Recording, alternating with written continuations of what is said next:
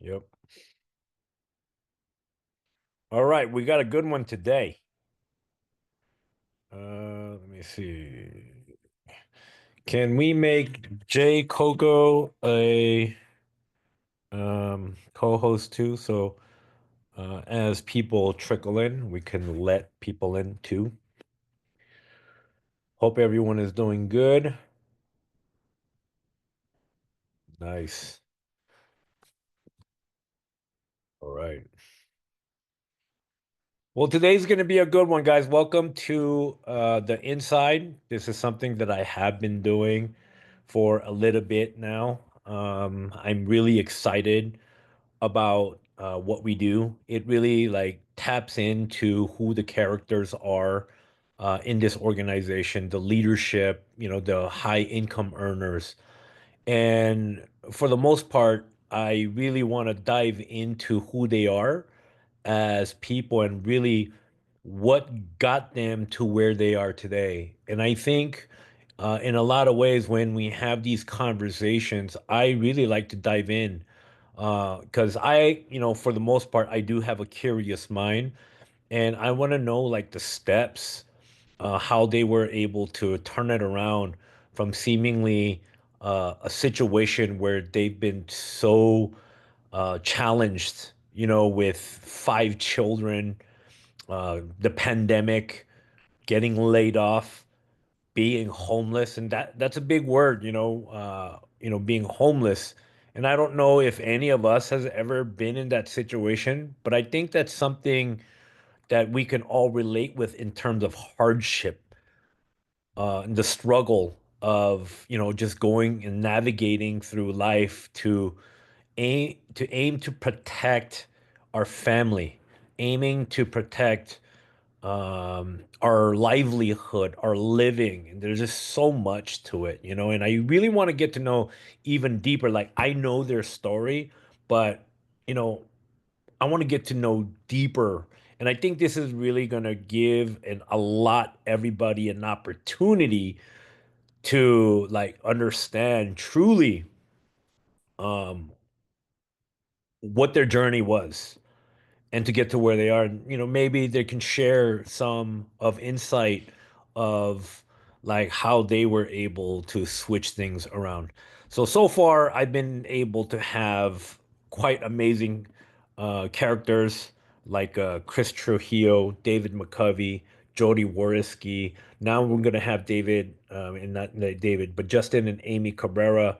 I'm planning on getting more guests like Ron Archer, and things like that. So this is going to be truly incredible for you guys, and it's really important to really like understand the deep, deep, deep inside. Yeah, hopefully we get there. No holds barred. We really want to give an opportunity for everybody to just, see, and maybe some of their stories you can resonate with. Maybe you can identify and recognize something that you're able to take out of their story. So again, welcome to the inside, and we're live now, but we're going to be officially live. So let's go ahead and bring Amy and Justin Cabrera. So just so you guys know, this is going to be very conversational. So, just tune in and like listen. Maybe you guys will be able to pick something up out of this. So, welcome, Amy and Justin Cabrera, to the inside.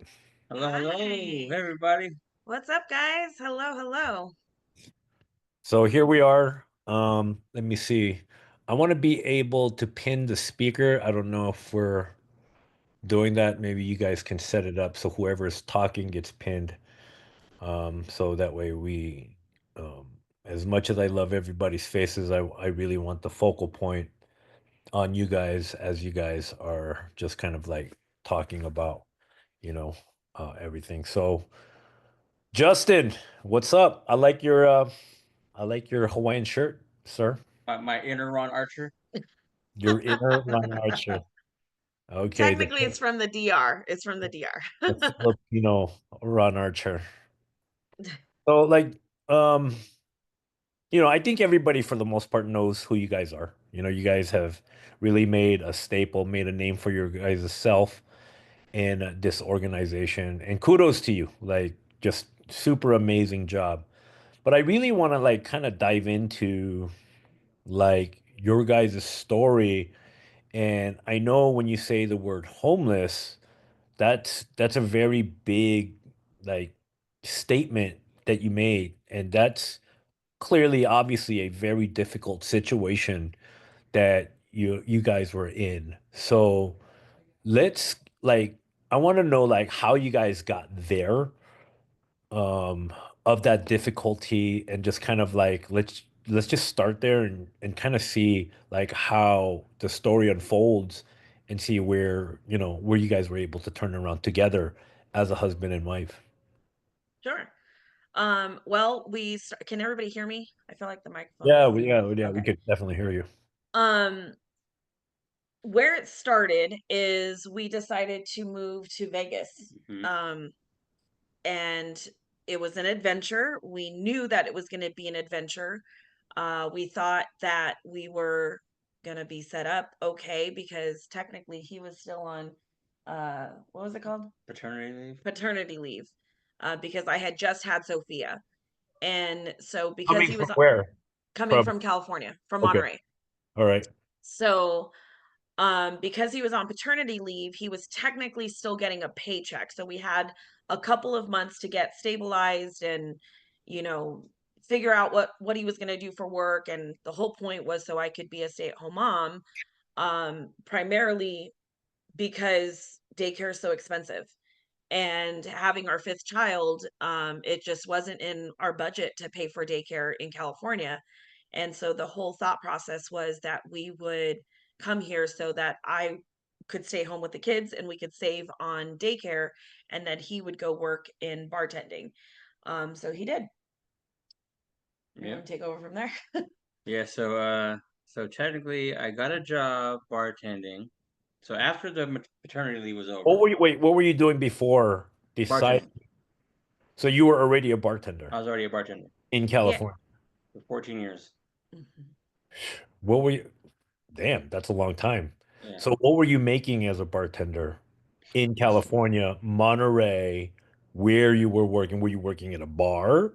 Yeah. I was working at the #1 sports bar in Monterey.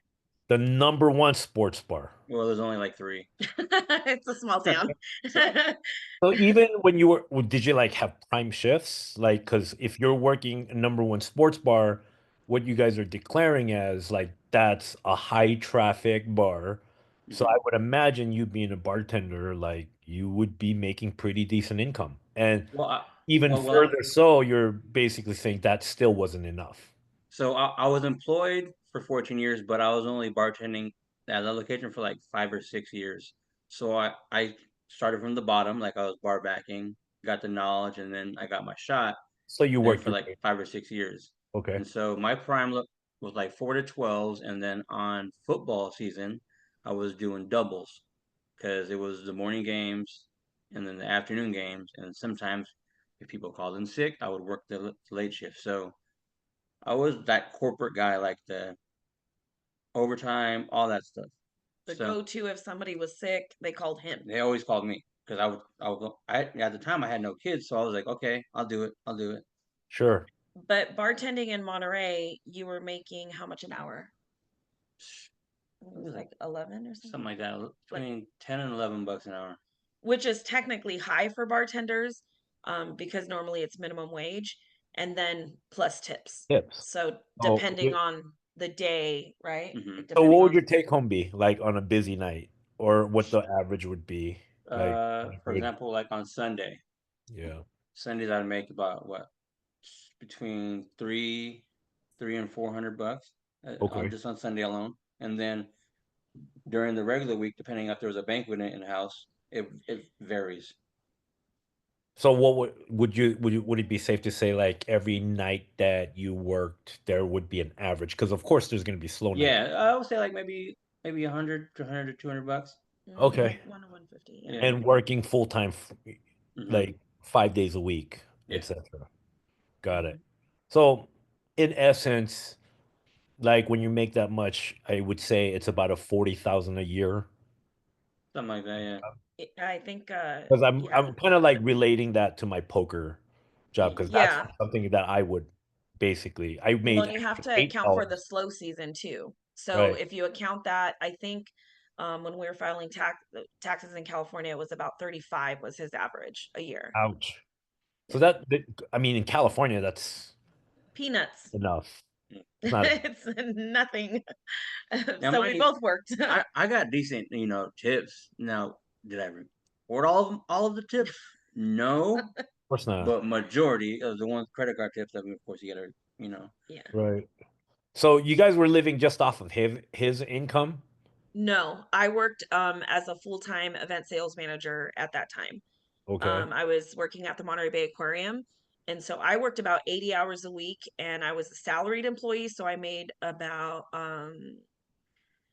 before taxes, I was making 60 a year. Well, by the time I left, I was at 63.5, I think, because I got a 2% raise. Wow. Um, and so I was working full time, but at that time I was on maternity leave because I was having Sophia. So we decided that I wouldn't go back to work after my maternity leave was over. And primarily because we were freaked out about not being able to afford living. But you're making 60,000 a year, and when you combine his income, It's about 95, let's call it $100,000 a year. okay. In Monterey, that's technically low income because it's so expensive to live there. So So even that with the income that you were making, you didn't feel like mm-mm, you were flourishing, not at all. even We were after living. well, after taxes and everything, after you get paid everything. Right, right, because there's no tax write-offs, right? When you work for someone else, you don't get the tax write-offs. They take a lot of that money. And then we were about to have our fifth child. Denise was in college at the time. Although she got in on FAFSA for most of it, right? You still have to supply food and the things that she needed in college and all the things that college kids need, right? Like they need money, I feel like every third day. And then we had two in high school, and then Bella was a little under it. No, she was a little over a year yeah, like at that almost time. two. She was almost two. She was almost two when we had Sophia. So we had an infant, we had two teenagers, and then one in college, and we were about to have another infant. And I don't know if y'all know, but kids they like to eat 3 times a day, so that got Uh, expensive. yeah. All right. So okay, you're doing that, and you guys have a steady income from what I'm hearing. Yeah. Yeah. And then with the two kids, you guys decide we can't afford California. Hmm. So Well, with how the did you come? additional, yeah. So how did you guys point the location to Las Vegas? And who do you know? Like what was the incentive to go to Las Vegas out of all I don't places? know what made us think Las Vegas. I think we just. I do. I know what made us see Las Vegas. It Uh, was my friend. My uh, my friend my friend lived here. Her name is Gabrielle. She lived here and had lived here for many years and had tried to convince me to move for many years. And I was like, "No, I'm never moving to Vegas," which I laugh about now. Yeah. Um, and she was actually the one that helped us get him a job initially. But what made us decide all of that was obviously the pressure of financial situation, kids, and I told him, I said, "Well, my friend lives in Vegas. She says it's great." And he was like, he's like, "Let's go." she didn't expect me to be so like willing. No. She thought I'd put up like a fight because I've been in Monterey like my whole life. So that's the only place that I've lived. Well, besides LA. Well, yeah, I was little. Yeah. So when she said, "Do you want to move?" I was like, "All right, let's go." She goes, "What?" I was shocked. I was shocked because his whole family is very well established in Monterey. And, it was, I don't know, it was just shocking. I didn't think that he'd want to go. So we decided to move out here and was leaning on a friend of mine to get him a job. She was from Monterey originally and had been out here for, I think at that time, no, maybe it was like 15 years she had been here. So So we leaned on her. Oops, I don't know what I just did. So you leaned on her. What was the expectation? She already set you up a job. So I guess that would be a good way to go because, like, hey, at least I have something to make income when we make the decision to go to work, right? Yeah, I mean, he So, still had to apply, right? I think I still applied and went through the same thing, like everyone does. And then when I got hired, everyone was shocked. They're like, "Oh, where are you from?" I said, "Oh, Monterey." I said, "Oh, when did you move here?" "Oh, like 2 weeks ago." They're like, "What? You already got a job?" Because normally they always say like to get a job on the strip anywhere, you got to know somebody. You got to have a way in. well, And I didn't know where did you get the job? at the Venetian. That At is not Sugarcane. easy to do. It was there's this restaurant called Sugar Cane, which is right across from Yardbird. It was like a it was like a Tapas. tapas restaurant, and I got on there within. I had an interview like what was it like maybe 2 weeks after we moved here. So Mhm. you got lucky. Yeah, Yeah, at least landing a job, you didn't have to sit there and scrounge around. people are still waiting for jobs. Right. Right. Right. Because Well, it's and I think we were kind of, I don't want to say delusional, but naive in thinking it's in the Venetian, it's a good spot, right? Mm, It's an expensive spot, yeah. so we should be good, right? If you're thinking Expected high tips and traffic. Yeah. yeah, high traffic area, right? They have all the conventions, etc. What we didn't realize is the slow season in Vegas is real. Like it, No conventions. The foot traffic slows down. You know. which is right around this time. Yeah. Right around Halloween is when it starts to slow down because the convention stops. It gets cold, the tourists don't come. And so we didn't expect that really. There's a slow season in Monterey too, which is around the same time. But because he was in a sports bar, the sports are during the slow season. So it didn't really affect his income that much. We weren't expecting that kind of drawback. But it It was was bad. pretty bad. It was pretty bad. So what's So bad? Now, mind you, I was the lowest one on the totem pole. Yeah. You got Least. guys. We had a bartending crew of maybe like 15 people, 15 bartenders. So being the last one, I was getting zero. Like I'm begging people, like, "Hey, do you need me to work for you?" Yada yada yada yada. And Oh, I'm but open for any shifts. but a Yeah. lot of people had two jobs, so they have the first. Like for example, if they got no shifts there, they would get shifts at their other spot. So I didn't have that. All I had was that Essentially, one. you got a part-time gig. Yeah, essentially, yes. yeah, it was Yeah. part time, but when I got there, it was full time. It was busy, and all of a sudden, boom, Boom. October, slow. I mean Okay. November, yeah. So that's when it got real. Like, holy It was like 3 months, three not we're months not of making like enough money. slow So, like, I So guess he went from he was initially when he was training and first getting started, you were there like every day. 5 days, 6 days a week. Yeah, And that then was good. Like, hey, this is good. yeah, we're good. We can Yeah. make this work, like we'll make it work. And, you then know, boom. then all of a sudden it dropped. At one point, I think you were on maybe 1 day a week. I remember one time it was like one day within like a 2 week span. 2 week span. I was How are like we supposed to survive on that? One Yeah. day within 14 days, because of the way the period fell, they like put it right in the middle, and so it was just a long stretch of no work. And in Vegas, we didn't realize that they do a shared tip pool, which Right. means you don't get cash in hand like he did in Monterey. You don't get the $200 right away. It goes on your paycheck. Yeah. So we're waiting for the paycheck. You They have to tax wait. every single thing. Doesn't matter if it's cash or not. It's a shared tip pool. So they count everything at the end of the night and it goes on your paycheck. So you got to wait 3 weeks. Ouch. hmm And I'm And used to getting cash tips that day. Coming from California, whatever you make that day, You take home. that's what you get. right. And at this point, you're an at-home mom. Mhm. You know, Right. Right. So I'm he's the budgeting and workhorse. I'm trying to, make ends meet with food and, like, okay, we're gonna have some potato tacos today. Like we're gonna make it work. Listen, I didn't grow up rich, so I had some tools in my toolbox for You that. have to get Fortunately, creative. Like, unfortunately.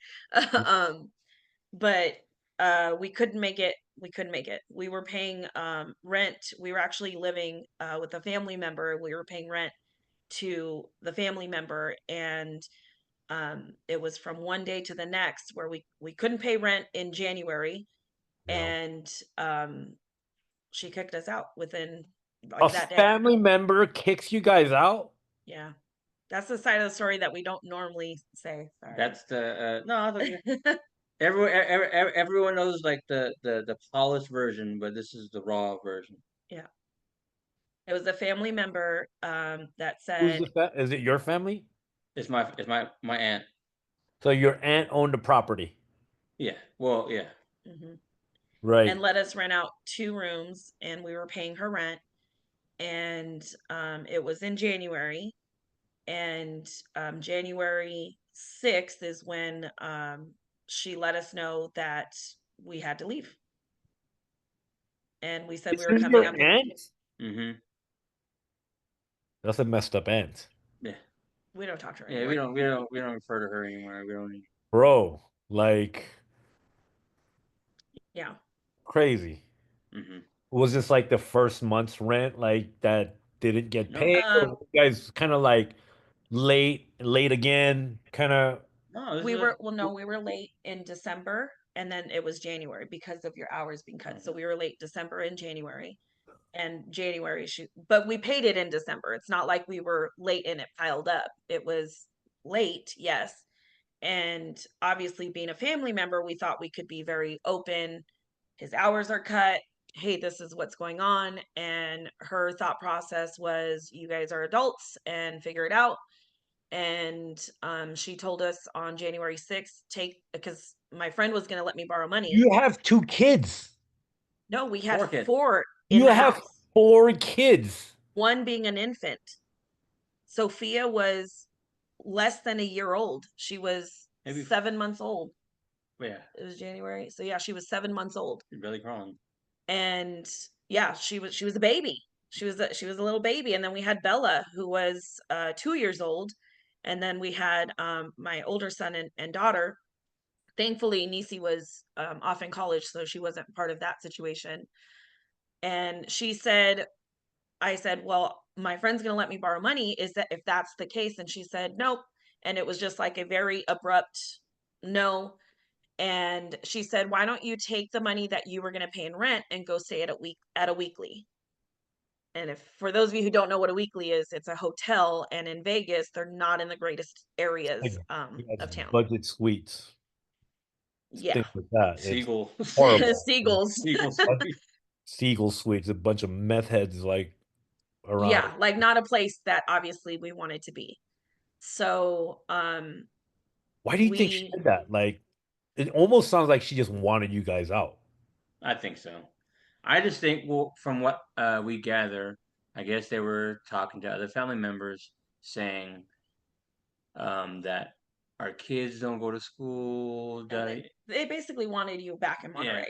they wanted me They back were home. forcing him to go back to They were trying Monterey. to It was like like a play yeah to to ma- for forcefully make you guys struggle mhm, without assistance to get you guys back to home to retreat back home. California. Yeah. Yeah. And Who's the the way we know that mastermind of that? is by after the fact, once we were in California, we were safe. He stayed back with a cousin of his, but his cousin gave him 30 days. And I was back with my mom. I'm so grateful that my mom, let us stay there. And Wait. Hold on. Back up. So, So I stayed back and stayed with my okay, cousin. so your aunt kicks you out. Yeah. Okay, you guys are out. So out. we're scrambling And trying to now a separate cousin, not related to the aunt, like completely separate family member. Um, Now you guys are like, we're like, scrambling. yeah, you guys scrambling. hustle like, oh shit, what do we do? And the ironic thing is the day we were kicked out, he had to work the next day. So all this time we're struggling for him to get work, and then he had to work the next day, and we only had one car. So it was a struggle to get me back to California and have him stay in Vegas so he wouldn't lose his job. That was the dilemma there. And that's where I'll never forget it, sitting at the McDonald's parking lot because we're trying to entertain the kids and trying to figure out, do we all stay here? Do we stay in a homeless shelter? Who can we call? What can we do? And that was really scary. Sorry. I'm just like reliving that whole situation. That was terrifying because I never wanted my kids to be in a homeless shelter and have to be there and look at my teenagers and basically tell them that we failed them because we didn't realize that this was going to happen so fast. And I called a cousin of mine who lives in Southern California, and um, because it was closer than Monterey, at that point it was like, I don't know, 4 o'clock in the afternoon or something. And because it was closer than Monterey, Justin drove us to my cousin's house who lived in Palmdale, and he basically did a turnaround. He drove us to Palmdale and drove us sorry, and he drove back to Vegas. We got him an Airbnb with the little bit of money that we had, and then eventually he got in contact with his cousin, another friend of mine. This was such a like, you realize that family members that are against you, and then you realize family members who are for you, right? Like, you're gonna have, unfortunately, both sides of the spectrum. And in that, even though it was such a storm, I feel like for us, we also realized who the true people were that were there for us, like at the drop of a dime. Like, boom, come. My cousin said, "Come over here. You have a safe space. It's okay." And she has a ton of kids, so I was freaking out about that, right? Like, oh my gosh, I'm disrupting her life, and but we didn't really have a choice. And so got to my cousin's house. Another friend of mine from Monterey heard what was going on, and she said, "I'll take tomorrow off work. I'm coming to get you guys because you need to get to your mom's." And I said, "Okay." So she drove the 4 or 5 hours that it takes to get to Monterey to Palmdale, and picked up all of our stuff. I mean, we were literally like in trash bags and, all the things that when you just gather up things really quickly. And I'm so grateful that she picked us up and dropped us off at my mom's house. And my mom opened her doors to myself, my two teenagers, and the two babies. Um, and uh, and then he stayed back in Airbnbs for a couple of days, and then he No, I went. think I did one day Airbnb, and then I stayed at Brandon's like after that. Yeah. So he stayed at his cousin's, and still working the job. We knew that it would get busier, right? Like, you Yeah. knew that it was going to And pick mind up. you, at the same time as well, I was Ubering as well. So when I started Ubering back in Monterey, all you do is sign up to the app and you can go. I didn't realize in Vegas you need a business license and what is it, a business license And a permit. and a permit to even attempt to do Ubering. Mhm. So I didn't know that. So And that's they're expensive. yeah, that's more money I had to pay out for It's that. like a couple $100s. Yeah.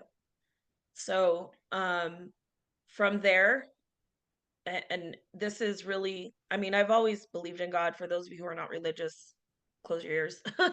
But um I've always felt that God works in mysterious ways. And how we ended up in the apartment in the first place is when I worked in Monterey at the aquarium, and I decided not to go back. I went in for my HR interview. It was called a reintegration. I went into that interview and I said, "I'm not returning. We've decided to move to Monterey." Well, apparently, unbeknownst to me, at that moment in the state of California, they have to hand you your last paycheck. And they didn't. I had no idea. I had no clue. And we're praying. I'm praying. I'm like, please get me back with my husband, right? Like this, we did not want to be separated, right? My kids miss their daddy. Um, and obviously I mean, love you, mom, but I didn't want to live there, right? Like I want to be in my own space. I'm damn near 40 years old. Like I was not, that's not the space we wanted to be, right? And so I prayed a lot. I really prayed a lot. And they always say in your storms, get down on your knees. And the crazy thing is, his 30 days was about to be up. I think you had like, I was on day 27. I had like 3 days left. so we're like, oh my gosh, what are we going to do now? Right? We're freaking out. And I get a phone call Wait, 30 days up for what? because his My cousin, cousin gave me 30 days because he was leaving out of town for a month because he's a pilot, so he had to go to Atlanta for like a training for a month, and Okay. so he he gave me 30 days to get situated. to be in his house. So I was working and just stacking up, stacking up the money up, and then boom, insert Amy. So I get a call randomly. Now, mind you, I'm not supposed to be back in Monterey. We're only in Monterey because of this situation. I get a phone call and they say it's the Monterey Bay Aquarium. And I'm like, okay, I haven't worked there in a few months. What's going on? And she said, I wanted to let you know. And the interesting thing is, I gave my mom's address as a forwarding address.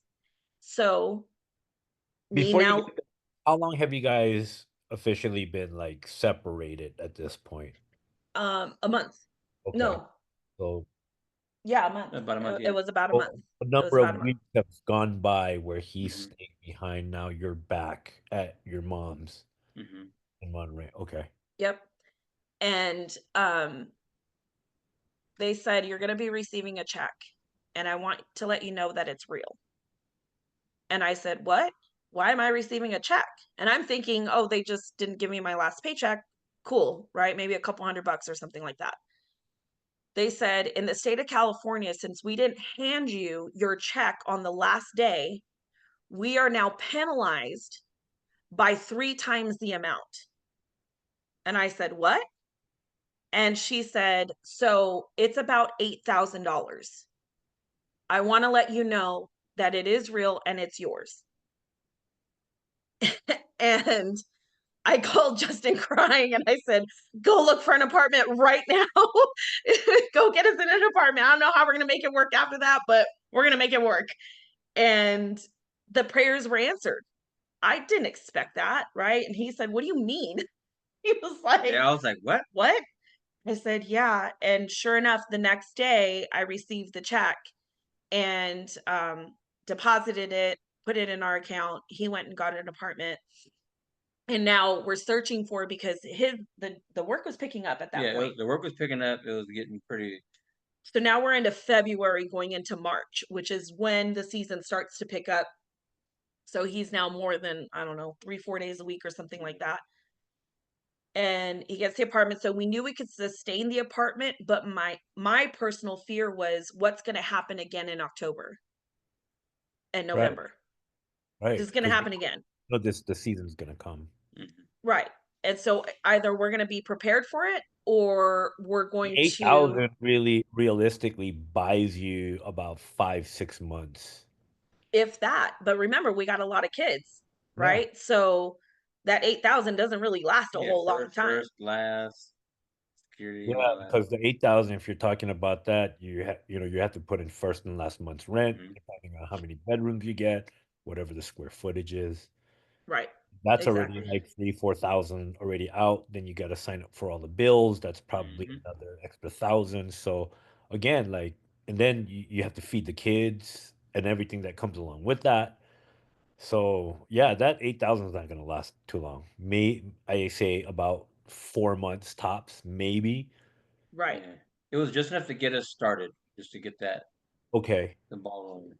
All right. So that gets you through the door of a new apartment to Hmm. get you in there. So now you guys have, a home, roof over your head for your family.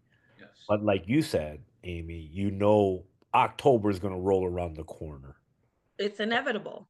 Yeah. I mean, right? It's going to happen again. I knew that. I know he was hustling, doing Uber and, trying to pick up extra shifts and doing all the things that he needed to do as a husband. Um, but my fear again was I never want my kids to be in that situation again. My older kids, that's traumatic to them. Bella and Sophia, they had no clue what was going on. They just thought it was an adventure. They just thought they were seeing grandma and, no big deal. But my older kids, that's traumatic. And I knew I didn't want to fail them again. We couldn't fail them again. And so I started looking for work around March. Started just looking and looking because I knew his income was going to be cut, if not in half, more than half, right? Because the last season it plummeted to nothing. And so I had to work on saving up and having a piggy bank, if you will, in our bank account so that when that time came, we'd be okay. So I started looking for work. I considered doing events again because I was in the events world. But I don't know if you guys know, events typically is a 24-hour job in Vegas. Like you're there from 5 a.m. and you don't leave until 1 a.m. and then you got to be back the next day. And so that just wasn't feasible. That wasn't going to cut it for our family. Who's going to watch the kids, right? Now I'm faced with that whole thing again. So I kept looking and looking. I applied for PG&E. Applied for, like, all this is remote work. I'm looking for something remote. I applied for a bunch of different places. And the interesting thing is that Marnie had contacted us in October when everything was imploding, when everything was like, going crazy, right? We're just living with his aunt and we have zero money. His hours got cut. And she's like, "Do you want to be a travel agent?" I'm like, "Heck no." I How, can't how, afford how, nothing. how did Marnie contact you? So I'm Um, you, you Marnie, guys know each other. yeah, I came to her defense on Facebook. Somebody was giving her a Oh, hard but time. before that, right? Because Yeah, like it was in October. Marty contacted you in October. Kind of. I guess So the question is, how did you guys cross paths in the So beginning? we crossed paths because I started joining groups on Facebook because I used to sell kitchenware. Okay, And that's what I was trying to push, right? So that we could have a little bit of extra money and hopefully pay the rent. Um, and in one of those groups, Marnie was in as well. It was a direct selling group. got it. And she posted something. I don't remember what the post said. It was something about becoming a travel agent, and someone in there was commenting being so rude to her. I didn't know Marnie. I no clue who she is. And they were just so ugly with her, and I think I was just so frustrated, and I don't like bullies. I mean, it costs zero money to be nice, right? Like that was my mentality. And they were just calling her a scam. They were saying that, basically she was a scam and calling her a bunch of names. So I came to her keyboard defense, right? And I'm like, "You don't know that she's a scam. Just because she's working from home and remote doesn't make it a scam. You should do your research and blah, blah, blah, blah, blah." Right. And I'm just like going off on this person that I don't know, but coming to a defense of someone else that I don't know. And I'm apparently just on one that day. Yeah, the Latina definitely came Feeling out. it that, yeah. And so she private messaged me and said, "I don't know you, but thank you." "Thank you for, defending me." And I said, "You're welcome. I'm just sick and tired of people being mean. It doesn't cost anybody but to be nice," and whatever. I just went off on that tangent. And she said, "So do you want to become a travel agent?" And I said, "No." She seized the opportunity of Yeah, a I was like, "No, yeah. can't," right? Because she gave me a whole spiel. At that point, she was giving a whole spiel in the text message, and she put the pricing in. And the crazy thing is, it was only $30, you guys. Like, I kicked myself in the butt. It was only $30 to join at that time, and we didn't have it. We didn't have it. I knew that we were trying to save money, and this is now October of 2018. We just simply didn't have it. His hours were cut. and I was in that mindset of this is too much of a risk. How insane is that? $30 is too much of a risk. And I didn't want to do it.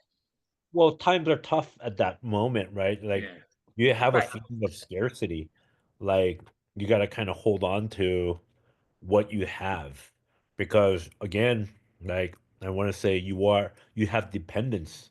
So of Yeah. course there's going to be a real fear there. Right. And then everything just kept going downhill. We sent each other a friend request. I can't remember if she sent it to me or I sent it to her. And I was with the intention of hopefully she'll buy the kitchenware. She was with the intention of hopefully she'll become a travel agent. And and we were connected. And so through our turmoil, our hurricane, I call it, I'm obviously still on social media and I'm looking at Marnie travel everywhere. And she's like she went on a Disney trip or Disney ship. And I was like, that's like my dream. I want to go on a Disney ship. I'm obsessed with Disney. And then she's posted a picture of her CLIA card, and I was like, wait, that's a real credential. I knew that from working in the hospitality industry for as long as I had. I knew This is IATA like just number. showing up in your Facebook feed now that you guys are friends. Yeah, and Yeah, it's just popping up, right? This sure. is why we always speak attraction marketing, because she wasn't trying to sell me anything. She was just posting what she was doing, and it kept me engaged because I would comment like, "Oh my gosh, a Disney ship, that's so amazing," right? And what happens is when you comment, I'm going to see more of her stuff. Mm. So, she kept shooting her shot every month or so. Have you decided if you want to be a travel agent? Nope, I'm good, thank you, right? But I It love to see only what you're started doing. getting more appealing from the intrigue of all this stuff that was popping up of the Right, from her right. Clue And cards or her being at Disney, whatever. yeah. Yep. And she stayed consistent. I'll say that. She stayed very consistent with her contacting me. The Mm. follow-up, right? We always talk about the follow-up game needs to be on point. And then in end of or early April, so now we've been living in the apartment. I'm kind of having a little bit of a panic attack because we're now in April and October is going to be here before you know it. Like, how many of you guys feel like you blink and I, it's like boom, it's Christmas, yeah. right? So um I told him, I said, I really want to do this thing. I want to make sure it's legit because he had actually recruited me, and I'm going to use the word recruited for this one, in a different company like 3 years prior or something like that. And it was called World Before you Ventures. guys were together? Before we were together. This is how we Wow. actually started dating. He recruited me into World Ventures. And for those of you who don't know what World Ventures was, it was actually a travel club and it was expensive. It was like $300 a month. And you got the Nothing. Nothing. It was yeah, you got trash. nothing. You got nothing. But they said their sales point was you got the ability to bid on a trip that would cost you a couple $100 instead of a few thousand They dollars. would say, okay, you have a trip dropping tomorrow. There's only they 20 wouldn't tell spot. you how many spots are, so everyone bids for them. And you And got at that point, I want to say the company was like 60,000 people wide or something like that. So if think about it, if there's 30 spots and you got 60,000 people trying to That's like winning bid. the lotto. Yeah, like it's not, you had to be on the computer at that time before the time and clicking, and anyway, I never got one. And it was 300 and what was it, 325 a month or something like that? something like that, yeah. $325 a month. So I don't want to hear no excuses about our stuff being expensive. Like when I think about that, I'm like, oh my For, gosh, I can't believe I was for a paying that lottery. You for a paid lottery. You didn't even get nothing. You didn't get no perks. You didn't get no travel perks. You didn't get nothing. Nothing. So and anyway, even he if was you did win, like you probably have to do the lottery all over again.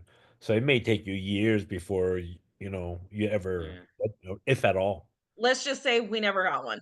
Yeah, we jumped ship. We just said, let's go. Yeah, well, I told him at this point, now we're dating, I said, I'm gonna have to quit that thing. It's too expensive and I don't get anything out of it. And he was like, okay, I'm gonna quit too. Right. So anyway, we both quit. Yes, Tommy. Um, Yes, Tommy. yeah, no, he did. So that's how we started dating. But anyway, so I told him I wanted to do this thing. It's a travel thing. And of course he was like, and I said, but I think it's legitimate. I've seen this girl Marnie post her Clea card and I know what that is. And I said, but I want you to watch the meeting with me because Marnie, at that point, I had contacted Marnie. I said, okay, I'm interested. What do I need to do? What do I need to give me some information?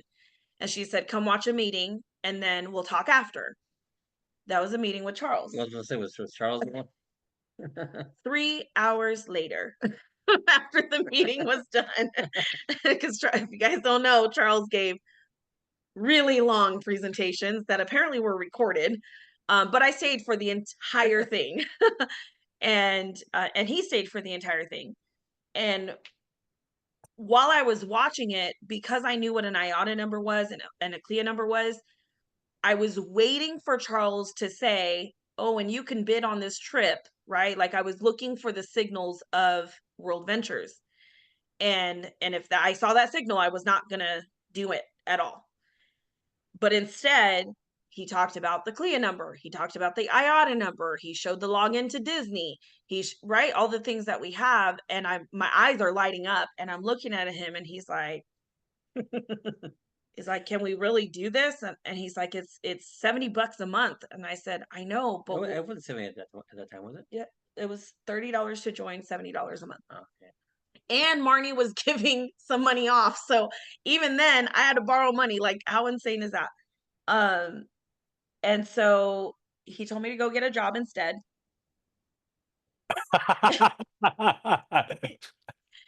And I said no. So you uh, got through it, but you're like, nah, go get well, a job. well, I said, who's going to watch the kids if I get a job? Right? Because obviously we have to make money, but who's watching the kids? And he said, haven't you found one that's really cheap? I said, oh, we want to send our kids to somewhere that's really cheap in Vegas that we don't know anybody.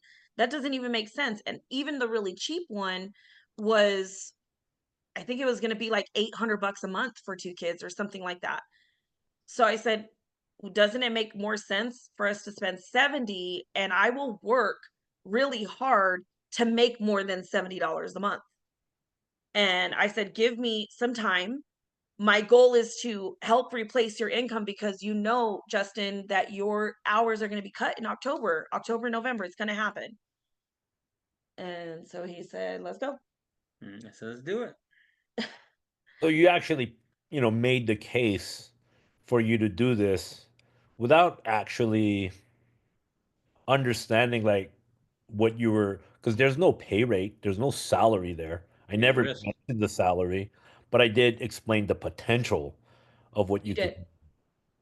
You did. And I knew my thought process was if I didn't see an IATA number and I couldn't log into Disney because I've already told you I'm Disney obsessed, then I was out because I saw the 10-day money back guarantee. So those were the two like main points that I wanted to see, and I wanted to be able to see what kind of commission. So if I could see on the vendors, oh, if I went in and just started playing around, like if I book this cruise, how much do I make? If I book this Disney trip, how much do I make?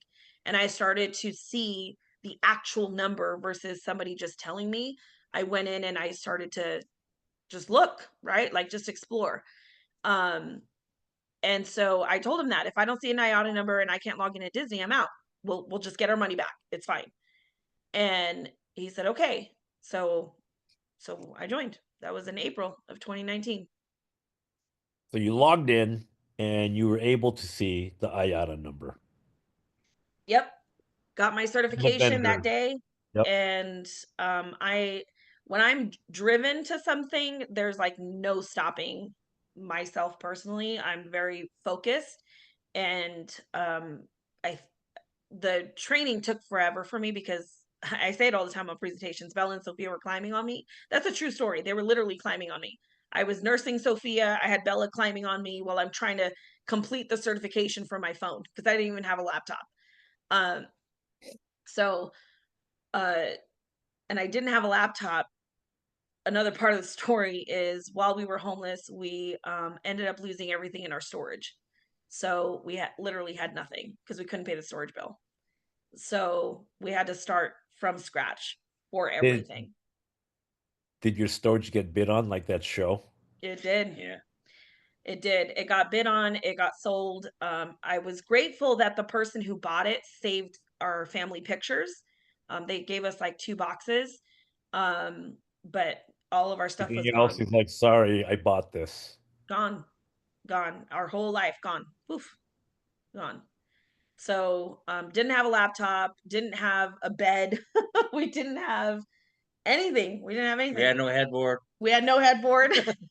That famous story. Um, we had nothing. So it was literally from like we had the apartment, we had a roof over our head, we were grateful for that. But now it was about building So things you're up. telling me you watched my presentation on your phone? Yep, laying on our air mattress. That's where we were.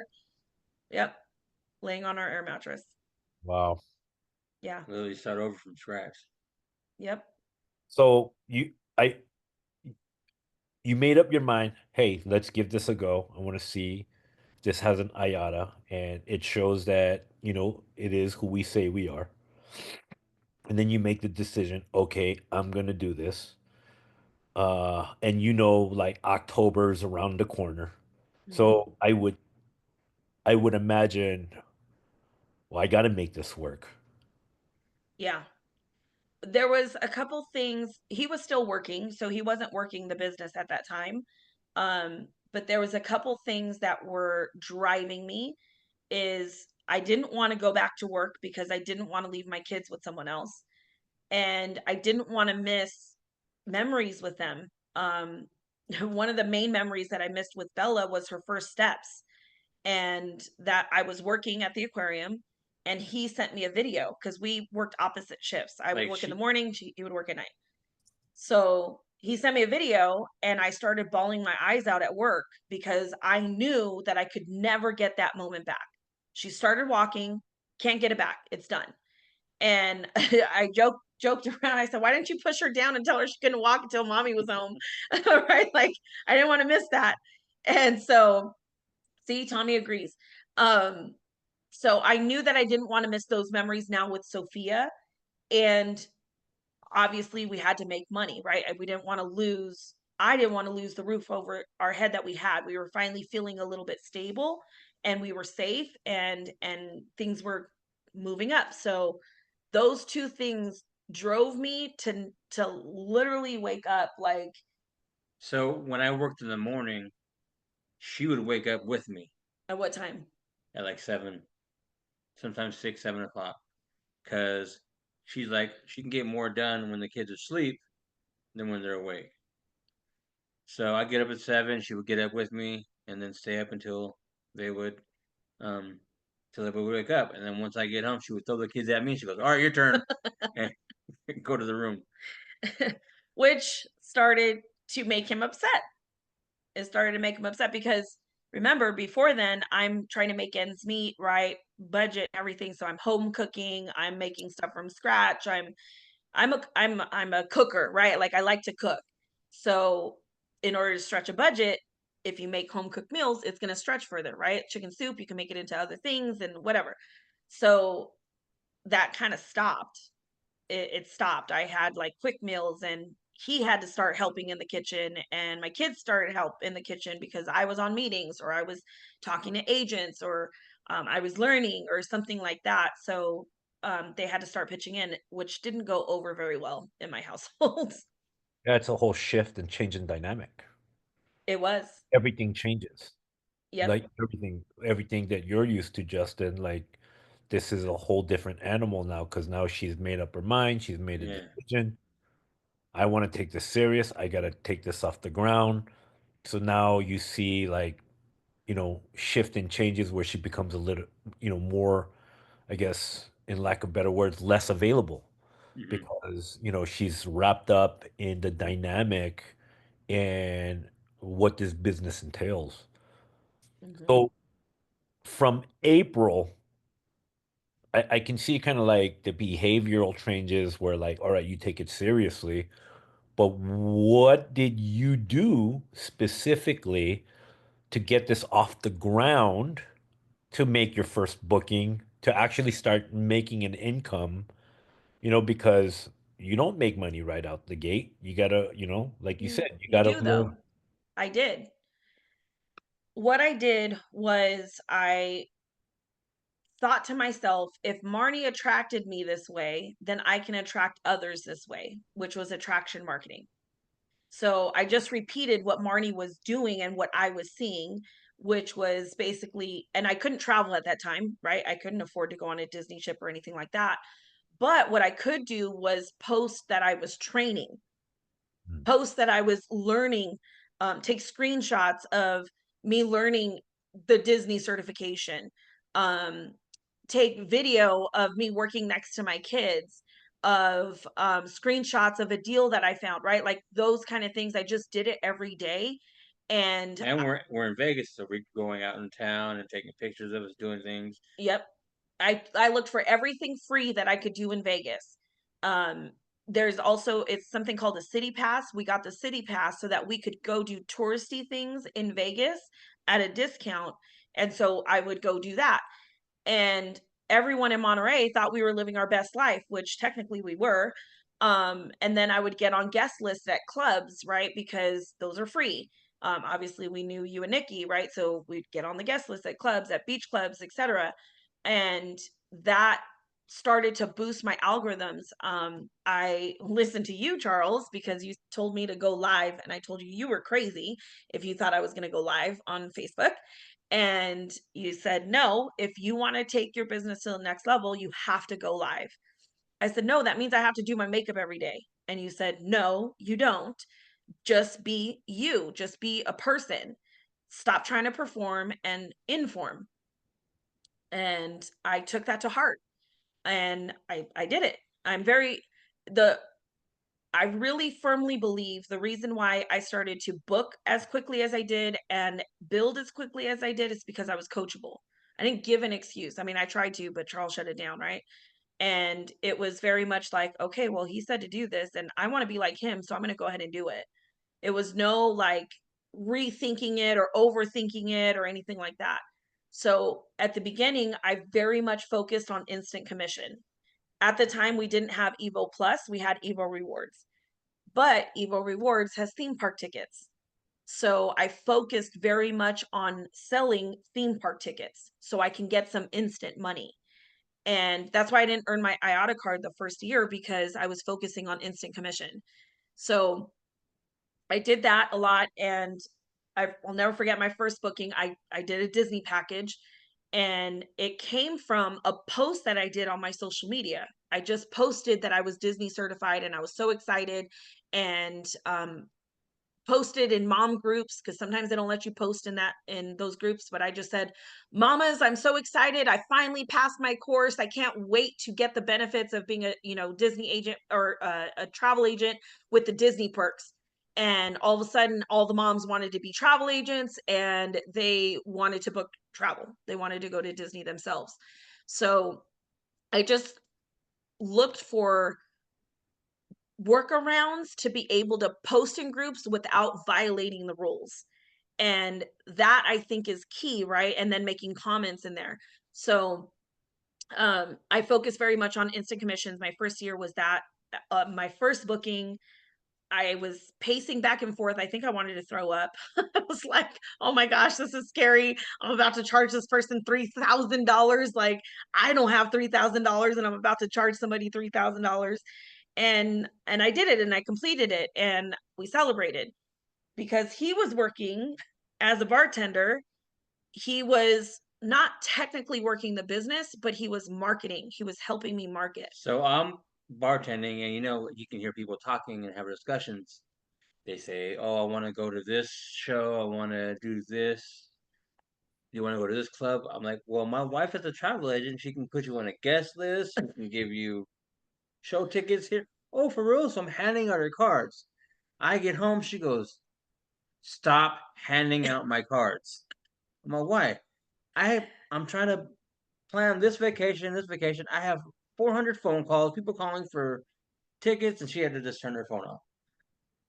But that was a good problem to have, Yeah. right? Like that was everybody wants that problem. And between the kids and the clients that I was gaining from social media, and I felt like the clients he was sending, because they were guest list clients, they weren't making any money. So I had to prioritize what was going to make us income. You know what I mean? Unless they were going to do like a party bus or something like that, then yeah, there was income. And that's when Nikki and I would coordinate and, get them on a party bus and whatnot. But that's how I started. And once I started to see the instant commissions, I was like, oh, I can make some real money with this. And then I started to build a team because of a training that Nikki Lee did. And she said, post this in groups. And it was a team building ad.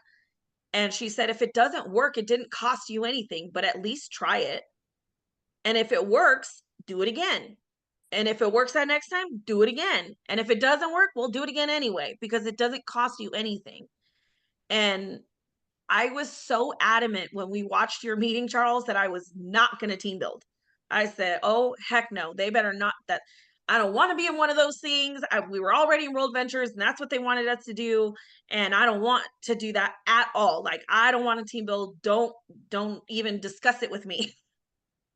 And Nikki Lee said, just try it and at least eliminate your monthly expense, which that monthly expense, based on what we just told you guys, was, lingering over my head. It was like, okay, I have to make more than this every single month. So if we could eliminate it and I can help others also make Insta money, why not? So then that fire started, or that ball started rolling, I guess. And it was exciting. What was exciting about it is my teenagers were excited with me, because I would hang up the phone and I would say, I have somebody else signing up. I got somebody else, right? So Jules would come out. She's my now 22-year-old. How old is she? 22. Um, she would come out and she would say, did you sign anybody up today? And I'm like, yeah, I got one. And she's like, so how much more till executive? And I'm like, one more, right? And then she'd come out again. Did you get it? And I'm like, yes, we got executive. And she was just like excited with me, I think, because I was excited. And then he would come home from work. I'm like, guess what? Somebody just signed up. And he's like, I thought you didn't want a team build. And I'm like, I didn't. What am I supposed to do? It's already happening. It's gonna happen. So I might as well run with it. Wasn't Tommy like in that? Tommy was my second agent. Tommy Get Joe was my second there. agent.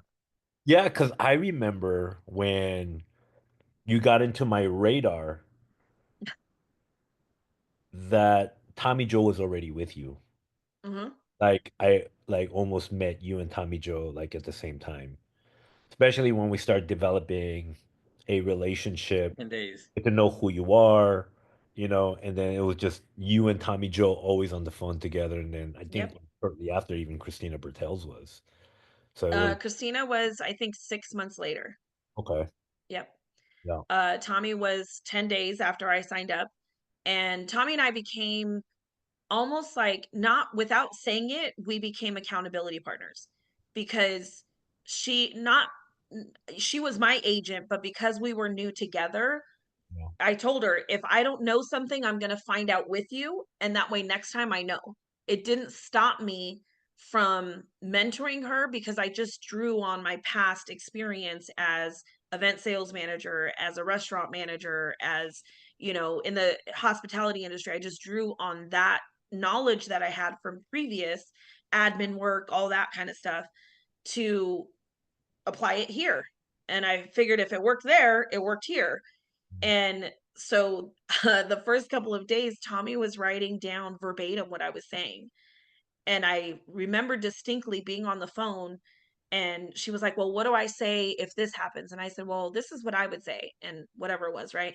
And she was like, hold on, back up. What did you say again? And at that point, I realized, oh crap, she's writing everything down that I'm saying. And it About freaks me being out a little bit. coachable. It what? Talk about being coachable. She was Yeah. she was verbatim writing everything down. verbatim. And I just thought to myself, I better not be screwing up because she's writing it down verbatim. So yeah, we became accountability partners in the sense of she would call me at first every day, right? Because she was hungry. And I actually just did training on this. She was hungry. She wanted to change her life too. So she wanted She was to really wet behind the ears too, right? Like she was what, 23? 23. Man, She was a she's like baby. 24 now. Yeah. Yeah. She's Crazy. finally aged a year I just 6 like years slowing later. down. Yeah, but she was hungry and she wanted it as bad as I did. And so we were on the phone every day, and I would say, "Okay, what'd you do today?" Right? And she would say, "Okay, what'd you do today?" And we just became partners in that sense of pushing each other to the next level.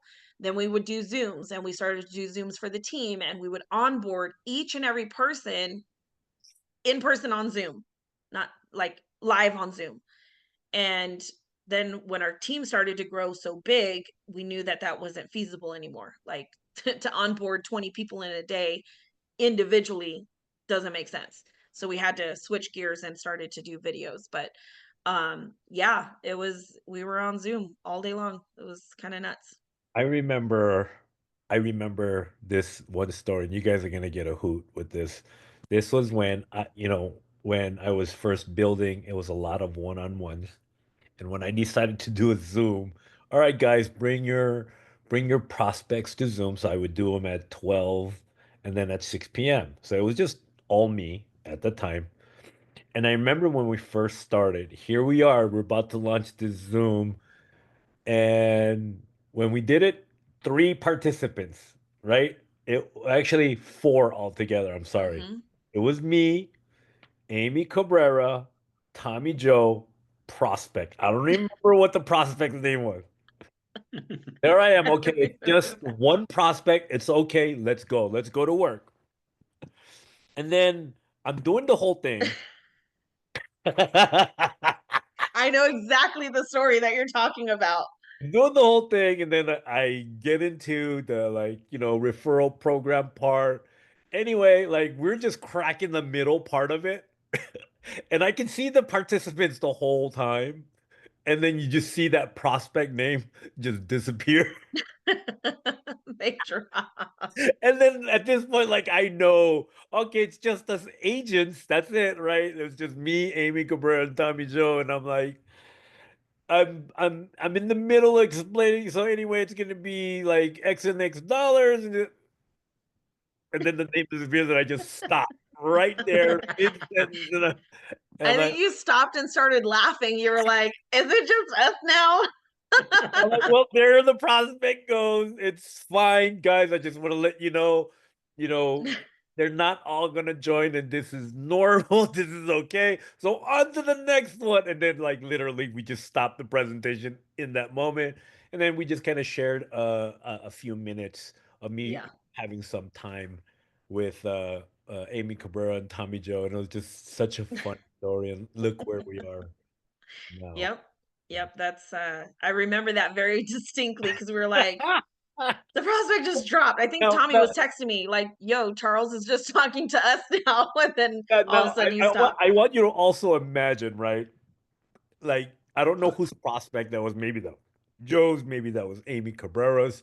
But when you have that one prospect on, you're sitting there like fingers crossed. I'm like, ooh, I hope they join. Like we got a prospect on finally. But And put that in perspective to now when all of you guys in the audience right now, when you have 1 to 5 join and we're over here, there's 3 agents and 1 prospect, right? Like, put that in perspective, and you That guys was are worried about the 4 the or 5 that gonna beginning. join. yeah, Yeah, it was the beginning. yeah, Yep. that was the birth of it all. But I that's just one like story that just really like stands out and how funny it Yeah. was like when it was like just us in the beginning, right? Right, right. Yeah, you guys weren't even platinum yet, or platinum again yet, I should say. Actually, that was His account made my you guys. sign up. Got you guys platinum. Yep, Oh, We, was it? yeah. yep, Oh, let's go. Yeah. it was. you were, I think it was like 10 minutes before the deadline, and you were in the chats, come on, guys, we need one more and we make platinum. Come on, blah, blah, blah. And I said, don't worry, I got you. And I signed him up right away. And I said, all right, you guys should be platinum. And then the next message after that was, holy crap, we made it. We're platinum. What a Yep. journey that's been, right? So Yeah. where do you go from? Okay, so you and Tommy Joe, accountability partners. Hmm.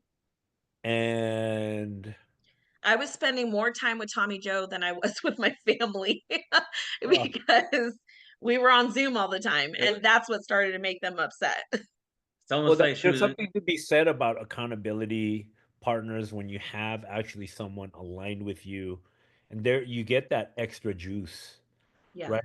Like I'm not here doing it by myself. You have someone aligned with you, wanting the same thing that you want to do this, and we're on this journey together, and it's And such a and I powerful, want to point out that Tommy and I didn't know each other. right? It's not like We've we were never met. friends. It's not like I mean she lived in Colorado. At this point I lived in Vegas. We had no idea who we were, prior to that. But we met through a Facebook group. It was a direct selling group. Um I those are my gold mines, by the way. But we met through a direct selling group, um and she said, I want to know what this is about, and obviously she watched the meeting, etc. But because we were on the phone so much, we developed a friendship, Right. and we developed that accountability for each other. It was like, um I don't know, we just became friends without knowing each other, and that I found interesting. That your name was Amanda. Yeah, it's okay, she'll learn my name later. um But so I think that's really important too. And the other thing is, as accountability partners, we were never negative with each other. Even though she was technically my junior partner, right? We didn't bitch to each other. We didn't like, oh, this isn't working, or that it was always solution based. And so if there was something, for example, if we didn't have a training on something, because back then RT didn't have a lot of trainings, and we didn't do onboarding, we didn't do new agent training, we didn't do any of that stuff. And so for Tommy and I, it was like, okay, this isn't here. What can we do to make it be here? What can we add so that it does bring up the value? It was never, oh, this isn't here. This sucks. This is terrible, blah, blah, blah. It was never like that. So when we say accountability partners, I think it's important to understand that part too, is it's meant to raise each other up, not have it be a negative, you know, excuse my language, but bitch fest is really what I've seen happen. Sure, sure. So where would you say is like the turning point where you guys were able to essentially like replace your income, and where you guys could officially do this full time, because up until this point you were still bartending, right? Yeah. And I know Um. COVID hit, and I know, like, from what I remember, COVID laid you off.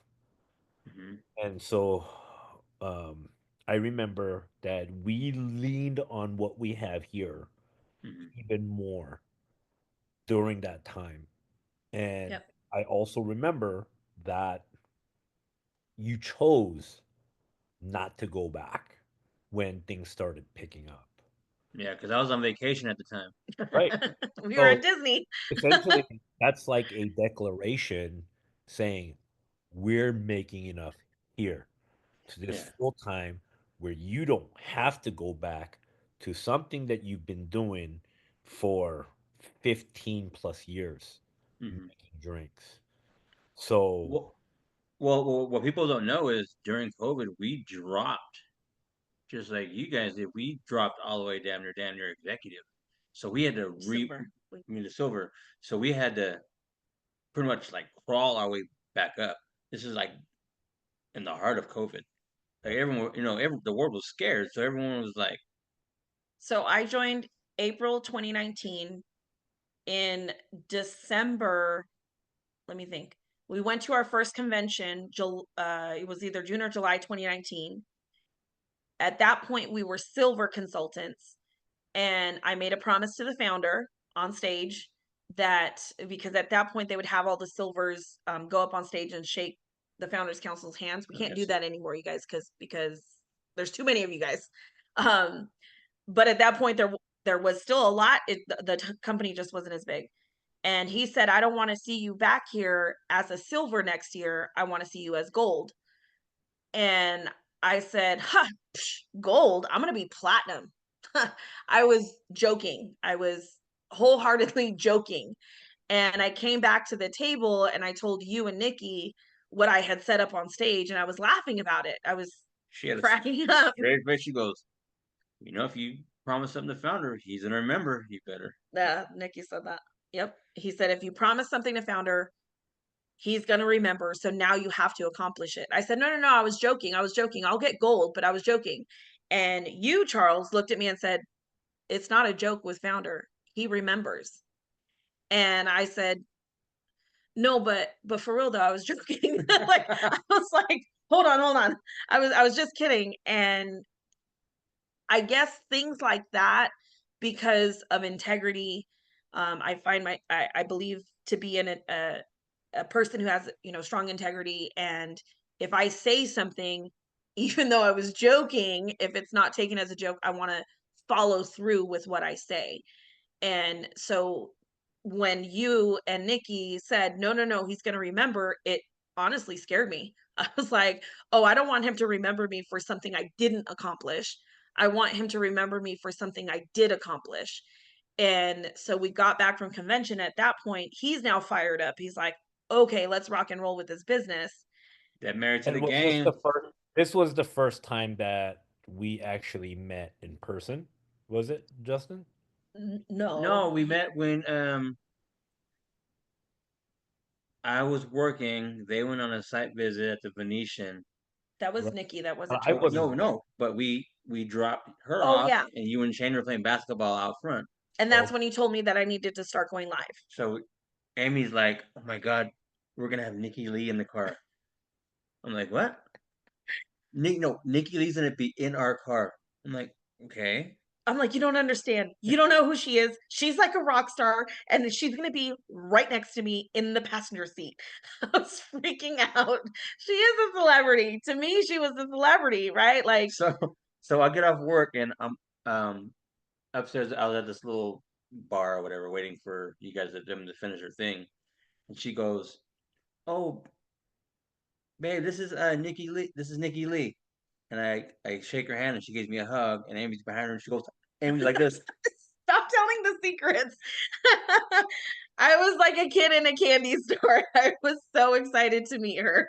I was so excited to meet her and you, but really her. I'm just kidding.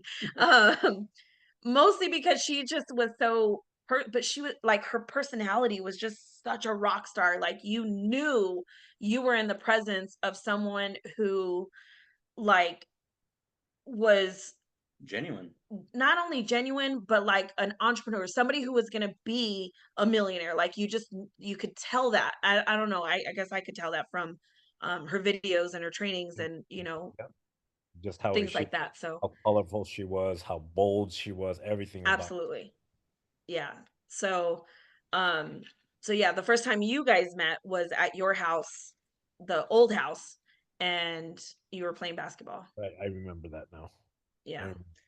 And you were wearing that blue tank top. He's Right, changed it to yellow. right. So you guys, that was like I think the only time I met you guys, and then back to the grind because that's what Mhm. we're doing Yep. In the office, we'd see each together other's office. for convention, right? Yeah. Only So it was convention, and then we went back to work. So that was June, I believe, was that convention. I was silver, and then shortly after we became a gold consultant. And that's when right before then was when you guys became platinum. And then I started to build his account, and so we became double gold. 5.5 months into the business, we were double gold. um 3 months we were gold, 5.5 months we were double gold. And so what is that? April, May, June, July, August, September. So in September, October-ish, we had become double gold, which meant that that was an extra $2,000 which also meant that we were not going to be homeless. Because Mm. remember, October was kind of that deadline. Plus, I was booking travel and making instant commissions. Right. So I knew that we were going to be okay for that season of Like being slow, it was slow the following October, but it wasn't as drastic as our first October. But it was still slow. It was still like I was still begging for a couple more shifts, but it yeah, wasn't. I wasn't like without any. which was good because now he wasn't. I mean, you also had just started the previous year. Hmm. Um, and then during the holidays, which is right now, the season that we're in, everyone stops working. Most people stop working, I should say, not everyone, because they get busy with family, holiday, whatever, right? Shopping. Shopping, family gatherings, Thanksgiving, Christmas, like all the things, right? So I never understood why the month of November and December, why we stopped working for 2 months. I couldn't comprehend that because for me, in the events world, December or November, December, I only got Thanksgiving off and I only got Christmas off. Right. Unless I had vacation days that would give me those, extra time off. I still had to work the whole month of November, December in order to get paid. Mhm. So I didn't understand that thought process. If you really want to change your life, why are we slowing down in the month of November and December? Right. So rather than slow down, I ramped it up because I was still home, right? Like I'm home, I still got the kids, I want Christmas money. And so we ramped it up and in December 30th of Hmm. 2019 we became platinum consultants. So at that point we're platinum and have a gold account. And so now we've added, what was it at the time? It's like $2,000 or $1,900 without the bonus, Yeah. plus the gold Yeah. account. So now we're almost to $3,000 a Plus month your commissions. Yep. residually, right? Residually, which is going to come every single month. Remember that when I picked you up or we went to go get your paycheck? I think it was after the January payday because it was my first platinum paycheck. And he went to go get his check after working 2 weeks or whatever it was. And your check was like 700 or 800 bucks or something Hmm. like that. And because he got paid biweekly, but they took out $1,000, no, $900 a paycheck for insurance. So his take home was about $700, $800 roughly every 2 weeks during that time. And I was sitting in the Venetian parking lot and he's coming out of the elevator and the ping hits, the Yeah. Kimbo ping hits on the phone. Yep. And I'm like, I'm looking at my phone like this, like, oh my gosh, this is real money. Like this really happened. And he comes out and I just have this huge smile on my face. What are you smiling about? And he's like, "What's so funny?" And I'm like, "So you got your paycheck, right?" And he's like, "Yeah." I said, "How much was it?" And he was like, "I don't know, let me see." And he opens it up. And then I was like, "This is my Let's. paycheck." And it was like 3 grand. It was I'm close to like, 3 grand. let's go eat. Yeah, we went out to eat. And he's like, Dan, he looked at me, he said, "So I'm working all these hours and busting my butt, and you're working at home, and that's your paycheck?" And I was like, "Yeah, I should have made a different decision, huh?" Wow. So, That must have been that validation. Like we did it. Yeah, Like it's real. we're on our way. Yeah. yeah, That was kind of yep. the check mark. I remember taking uh Amy with Marnie to do a Hawaii thing. And out of all of that, like, we did our travel party, all of that noise, but it was kind of like the meeting after the meeting because Amy was, I think you were a silver on your way to gold, and No, I was a gold. you were a gold at the time, and you're ready, like you want more, and I felt your hunger, and I remember because we had some downtime after everything was said and done. We're just chilling in the jacuzzi, Mhm, and that was your moment. It was a brain pick fest for the entire weekend, obviously, because like you just want, like, here you are, exclusive time with Marnie and myself. And so you had a 1,001 questions, of course, but it was that.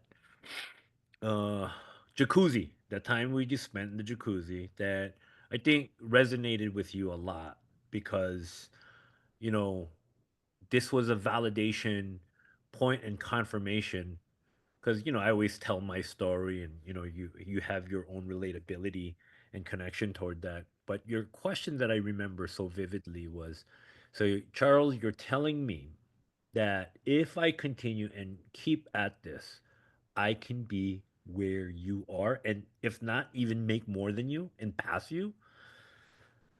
And, you know, all I could do is give you my honest answer and the honest truth. Of course, absolutely. This is how it works. And then I went through the whole explanation of how, you know, we go about doing that. And I feel like that was a resonating light bulb moment. Ah, huh. It was. And there was another moment in Hawaii when we were touring Aulani, and we were walking by the pool that was there was construction going on, and kind of the same conversation a little bit, but you talked about nobody being able to outwork you, and you said if you can keep up with the amount of work that I do, then you'll do it in the same amount of time that I do. But if you, it was not those that verbatim, but it was the message that I got. But if you work part time, then you're going to have part time results, and it's going to take you that much longer. And I said, bet. Let's go to work. I'm going to work double shifts at this point Right. because I was used to work, like, right? Like in the events world, I worked 80 hours a week. Like I was there from 7 a.m. till 10 a.m. Till 10 p.m. sometimes. So Wow. work wasn't foreign to me, but it was like those two moments where I was like, okay, I can do that. And I'm doing it from home. No big deal. I got this. You know, for everyone here that's listening, right, and really, I want to kind of emphasize that is, you know, when you have your own business, no one's ever gonna like build your business for you. And that's something that we all have to recognize, like, okay, well, I'm working 8 hours of this business and then I'm clocking out like you would do a regular job. Then a lot of times, you know, when you become unavailable because you're officially closed for the evening or whatever, that's when your building your business stops in a lot of ways because mentally you're checked out. You probably go to your Netflix, chill out, whatever it is that you do. But in the beginning, there's nobody who's ever going to hustle as hard as you do to build your business. And that's something that I really wanted to outlay for everyone who was under my tutelage because I'm never going to teach what I didn't do myself. And so in that, like, I wanted to make sure Amy understood, like, this is your business that you're going to build, and you got to work incredibly, like, something that you've never done, like what me and Nikki are doing. And I think visually she understood because of the relentlessness that she was able to testify to of how hard me and Nikki were working. And essentially, they literally duplicated that energy, that that work ethic. And I think that's very powerful. And, you know, kudos to you to be able to duplicate exactly because, I mean, look what you guys have been able to accomplish, you know, thus far and today. Yeah, I mean, and it doesn't mean that it wouldn't have been able to be accomplished without as much work. It just meant that it was going to take that much longer. And to me, I didn't have that extra time. I didn't, not that we didn't have the extra time. I didn't want to take extra time. I wanted it now. Like I wanted it right now. So that meant that I had to work that much more to get it right now. And again, God working in mysterious ways, right? Because that's January 29 or 2020. Come March 2020, what happens? COVID hit. And Wow. so what he's talking about is at that time we had roughly about 650 agents, and we lost 225 like that, like gone. It was like fairy dust Rightfully came over and so. they're I mean, whoof gone. rightfully so. I mean, the fear was real. It There was was, it was. at that And time. we dropped down to silver. And mind you, he was not working because they laid him off now. So where does my mindset go? I'm having a panic attack because I don't want to be homeless again. Now, granted, we were under the protection of we couldn't be evicted because of COVID and whatever, right? But at the end of the day, still got to pay the bill at some point. So I'm freaking out. Like, what are we gonna do? And he's freaking out. Mm-hmm. Mhm. And he came. You want to say what you came to me and what did you say? Now, what happens there, right? Because now you're laid off. You're not working. Like, and I think a lot of people are old enough to know what they were doing at the time that COVID Yeah. hit. There was a lot of uncertainty, but we're focusing on your story right now. Here you are, you're starting to get your motion back, and it was 2019, right? And then, like, if you're joined April, COVID hit, and as of February, or is it early March March. 2020, March. the whole world shuts down. Yeah. So here we The are. Vegas Strip shut down. Yeah, it was a ghost town. So you're not going to work. What does that look like? Like, oh no. Well, I was already signed up, so I'm like, I might as well as So you I'm doubled not. down. You So you guys we doubled doubled down down. like this. I started doing the Disney trainings and all that stuff, and I knocked those out. I Yeah. wasn't as kind to him as Nikki was to you. I actually made him do the trainings. He had to do his own training. I said, "No, if you want to do this, you actually have to do the work. I'm not going to do it for you." And after all those times, she would call me in the shower and say, "Hey, babe, can you push next on this button?" Because she was in this. She was watching a damn training. She was watching a training in the shower. She goes, "Babe, come here." I'm like, "What? Can you push next on this?" I'm like, "What?" I took advantage of every minute that I could. Right. So yes, I was watching trainings, not on Zoom, y'all. Make sure your camera's off if you're in the shower. But I was doing the Disney trainings in the shower because I didn't want to miss time. Time was of the essence to me. Yeah. So I couldn't hit the button because my finger was wet. So I'd call him in and I'd ask him to Hit the hit next the button. hit the next button. Right. He's like, "What are you doing?" I'm like, "Taking a training." He's like, "But you're showering. Can't you stop when you're showering?" Nope, can't stop. Can't stop. So Wow. yeah, so being laid off, it just gave me more time to focus on the business of the travel business, and we already had our Disney trip booked, so Mhm. And then he started building. started building it. I trained him on how to build. And I said, "If you handle that, then I'll handle the bookings and I'll do the trainings." Now I Um, I do remember, like, there's been times, and I guess this was the time where you're all in now. Hmm. And we had some founders council thingies, or like we would get together. And for those of everybody that's listening, like, this was a Justin that I didn't recognize. Like, he was grinding. He's on the phone. I'm like, "What you doing, pal?"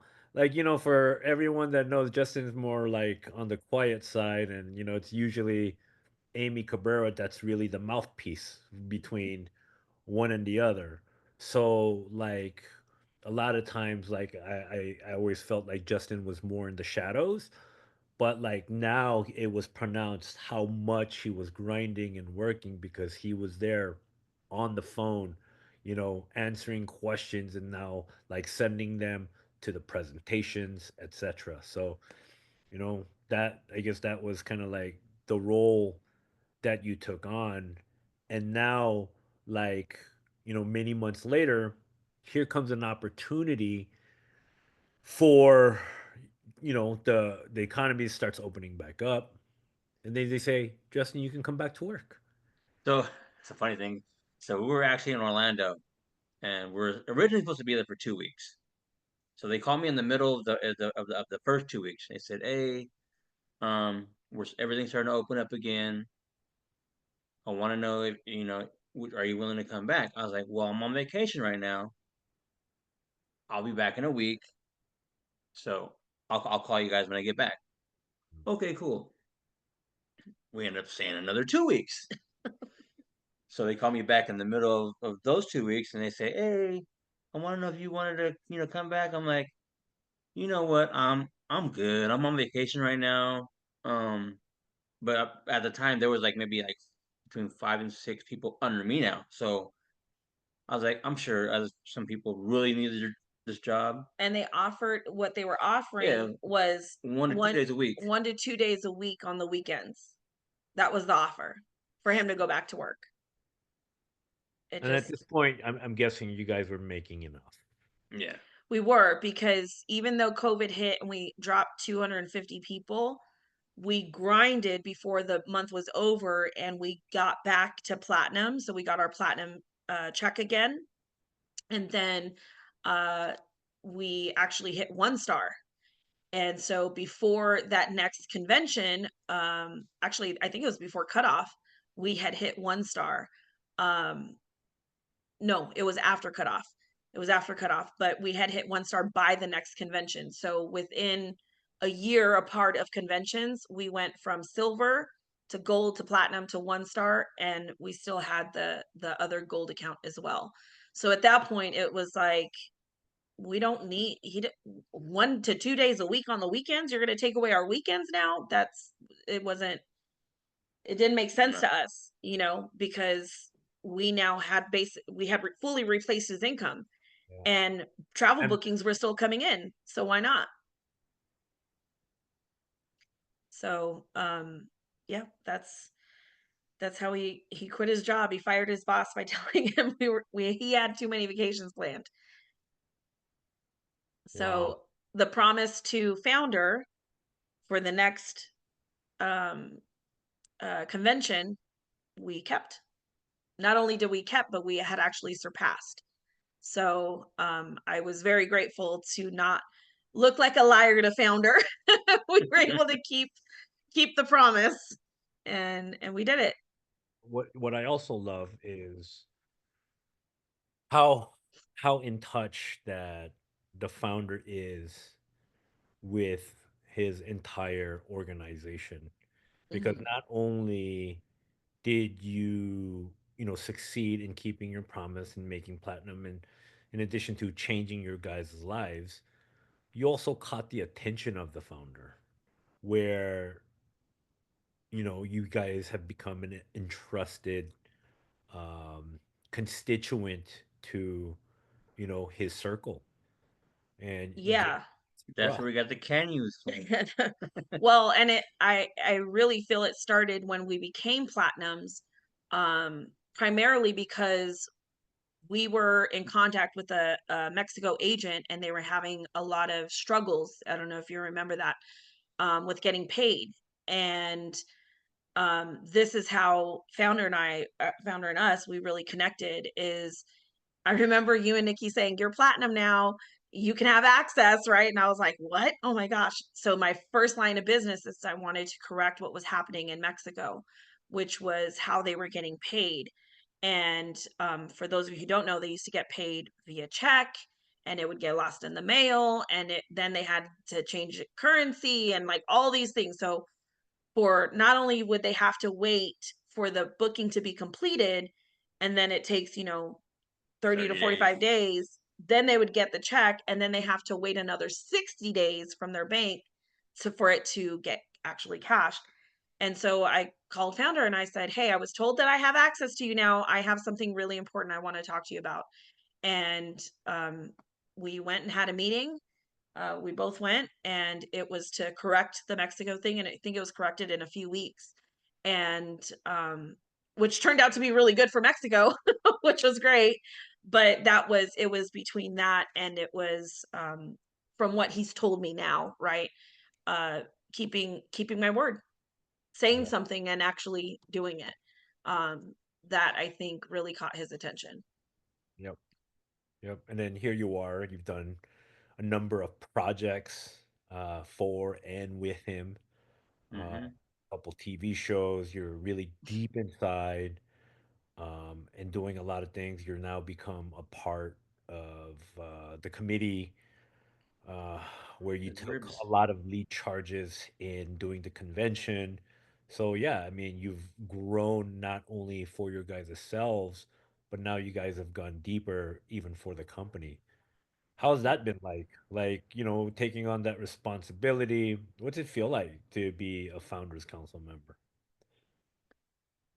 It's actually I actually enjoy it because coming from like my family is we're really tight. We're so being an FC is kind of the same thing. It's like we protect each other. We It's like I don't know if you've noticed, like when we go out, I'm really like my head's on a swivel. I'm looking everywhere just to make sure that everyone is where they're Safe. supposed to be, safe. That's just how I was brought up. So it's like it really is like a family. Um, for me, I feel a sense of pride. Um, I feel proud in the fact that we can be the voice for our junior partners. And I always feel like we are the troops on the ground in a sense, and we hear what's going on so that for the betterment of the company. And when that whole Mexico thing was happening, I understood that my voice would be heard. I understood that thankfully we have an amazing founder, right? And he takes it and understands it, and if it makes sense, he's like, okay, let's change it for the good of the company, let's evolve into a better company. And so for me, yes, I love the camaraderie and I love the closeness and all of that, but being able to truly help with events, and because as you guys know, that's my background, so I still get to have that little bit of the event side of it, but also partake in helping grow the company. There's something even big coming in November, December. I can't release it, but those kind of decisions where we're going to be able to grow not only as people but help the masses. I get really proud for that because I know that there's even people on this line right now that may be struggling like I was. And although I can try to train and do all the things right on what technically you need to do, I'm looking for those people who are hungry like we were, who truly, like, you don't need to be pushed, you just need to be told, like, okay, here's what you need to work a little extra and think outside the box and run with it. Like, that's what I'm really truly looking for. And when I see that, I know, Charles, you feel this. It's like a proud mama moment. It's like, wow, I had a hand in that. And that to me is the most payment that I could ever need, Mm, is when someone else changes their life. So I feel very proud to have a hand in that. that's great. And how amazing, right? Because, through the efforts, you've had three of your main team constituents that has now officially become founders council members too, like Ashley Halliwell, Christina Bertels, and Tommy Joe. So what an Yeah. I was crying like a baby. Proud, a proud mommy moment. I was definitely a proud mama. I thought I was gonna pass out on stage while they were getting inducted. But that's what it's about, right? Like, I mean, even the founder tells us all the time, like, we're always looking for the next leader. We're looking for that next person that is hungry and truly wants to take this company, not just their own business, but the company to the next level. How do we incorporate that to raise everybody up? And so to watch three of my incredible favorite people become inducted, it was a surreal moment. And although, we've developed platinums and we've developed gold consultants, I understood what you and Nikki meant about, like, when you would watch us get promoted, you kept telling me, like, because you cried, no matter if Charles wants to admit it or not, he cried when we became platinums. I'm pretty sure it's on video somewhere.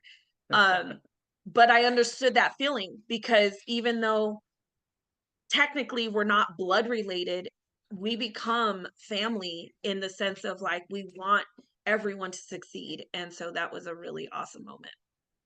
That was really cool. I remember giving you the speech. Your life is effectively changes today when you guys made platinum, and look where we are now, right? Yeah. Um, I think I want to ask from both of you, if you were to advise, like the takeaway and the biggest advice that you can give for all the junior partners that are here today and listening on Facebook Live, what would you say? I would say just trust the process and do not give up. Because there was plenty of more than a handful of times where I can't speak for yourself, but I was like, we're not going anywhere. But it was like it's like swimming upstream. It's like you get tired and you want to slow down, but you just got to keep going. So just don't give up, and just keep pushing, and trust the process. I would say for me, it's being coachable. Of course, not giving up, but also understanding that life is always going to life. Life is forever going to happen. Um, you heard our story about being homeless and all of that. But in between all of that, we still had family things that happened because life is lifing. But like, I'll give you an example. Something that I don't share very often is my son. He had a substance issue, and when he was in high school, during my first year of being an agent, um, he OD'd in high school, and he turned blue and was rushed to the hospital. They thought that he was not going to make it.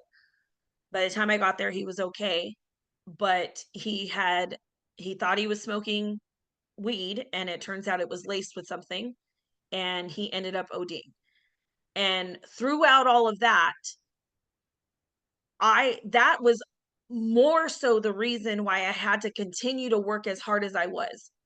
Because at the end of the day, why is my son having these issues? We know that we went through something traumatic as a family, but that doesn't stop what it is that we're doing here, because the ultimate goal was to make sure that my family was forever going to be safe, and we would make awesome memories together and take away that trauma and replace it with good things. So life is always going to life. But if you let the life get in the way of your goals of what you're doing here, it's going to life harder.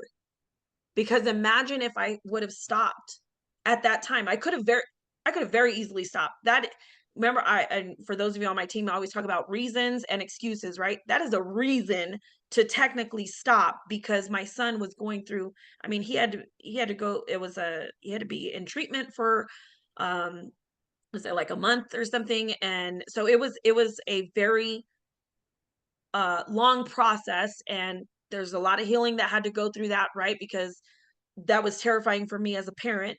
But then I'm also concerned about my son. Like, I don't want him to go through something like that again. So my whole point to telling you that is, if you think that Justin and I have gone through this journey without having life happen, you're wrong.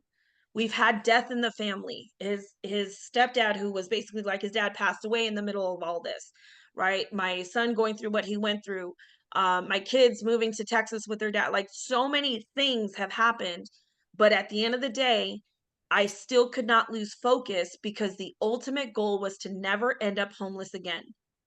And as long as I kept that at the forefront, and I kept my vision boards are very big to me, and visualize the goal, then I understood that I could take some time off. Yes, I have to deal with it. I can't just run away from it, but it's a temporary thing.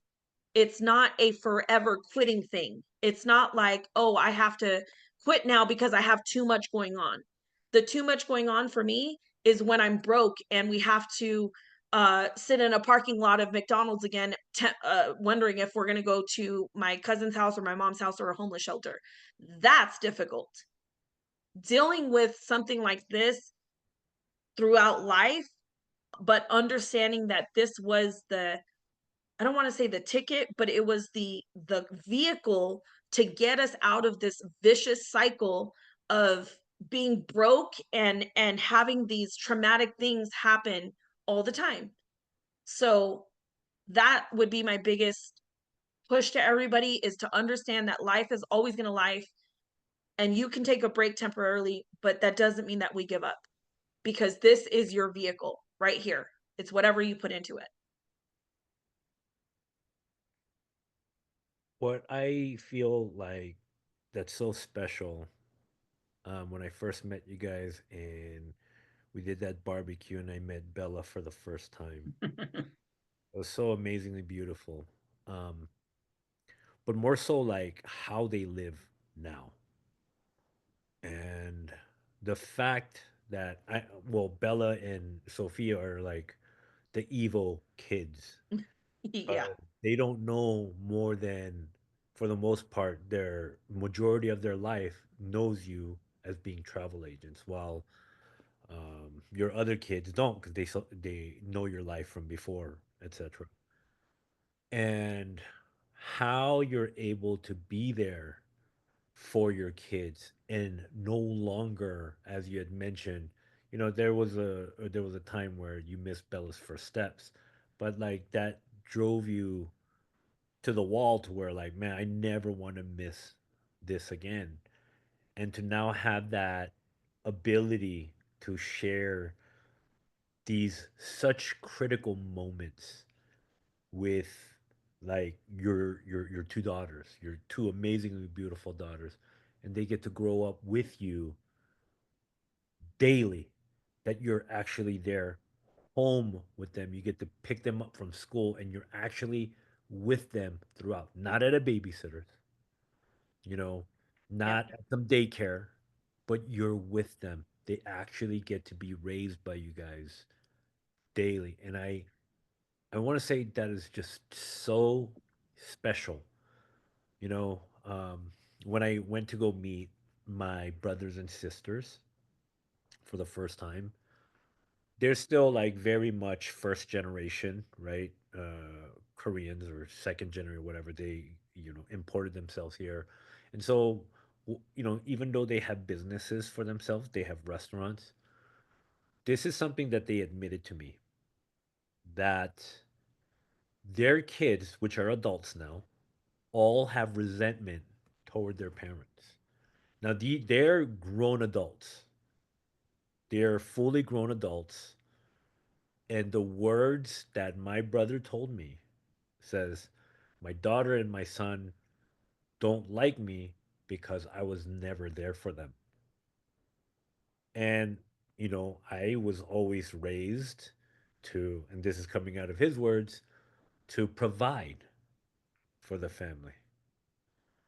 And then my sister, she's wealthy. She's told me she's definitely worth way over seven figures. She has two restaurant, or she has a bar and a restaurant, and she has a 33-year-old son and like a 27-year-old daughter. She sent her off to orthodontic school, but the son has stayed with her and just works with her at the restaurant. And in his own words, he talks about how much he hates that he never got to grow in his own because she was always working and she knows nothing else but working.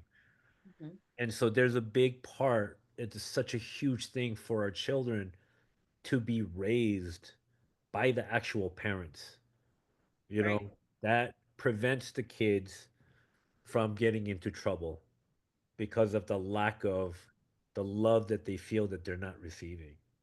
So, what an incredible thing that you're able to give for Bella and Sophia, right? Because Absolutely. I mean, even our older daughters, they talk about it all the time, that Bella and Sophia will never know the struggle that they went through, because my older kids went through it, right? Like living paycheck to paycheck, living in a small apartment, being homeless, like they went through it, so they remember all of that, and they talk about it quite often, how they're never going to know that, and how awesome for them, right, for Bella and Sophia to never have to know that type of struggle. But then we go back and forth, like maybe they should know a little struggle.